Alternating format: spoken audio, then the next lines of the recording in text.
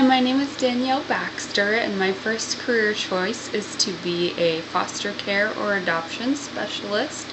The example organization that I found is actually called ACH Child and Family Services, and it's located in Fort Worth, Texas.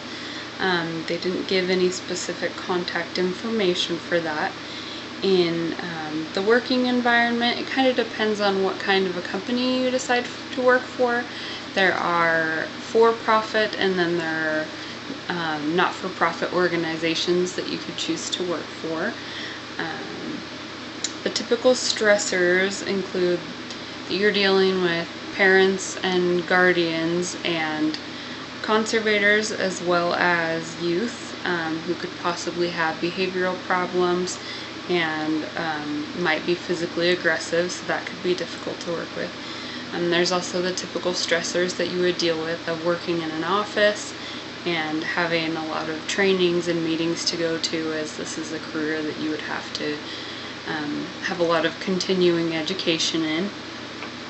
The typical benefits, again, it would depend on whether or not you're working for a company that is not-for-profit or for-profit.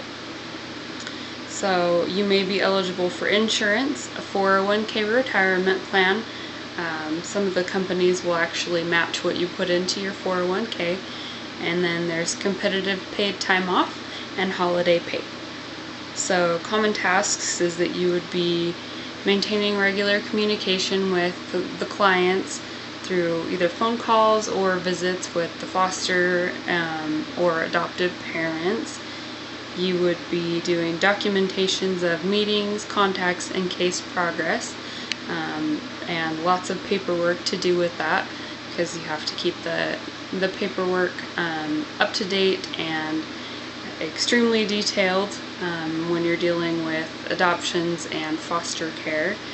And you would also be assisting in conducting home studies and assessing potential foster or adoptive parents to make recommendations for their ability to provide care for their children. You would also be attending community meetings, staffing, and other meetings for an assigned caseload of children in foster and adoptive homes.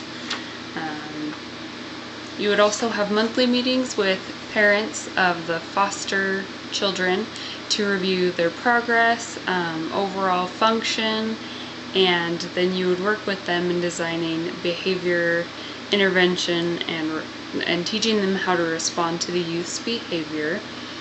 The educational requirements, it just requires the bachelor's degree. You also must have the minimum 2 years of full-time work experience, and then you must also attend SAMA, first aid, and CPR training. The starting salary range is $28,000 per year, and the experience salary range can go up to $65,000 per year. And as far as miscellaneous information, I thought it was interesting that it talked a lot about the different skills that you would have to have as far as verbal and communication, but also in Microsoft Office you would have to be pretty proficient in those.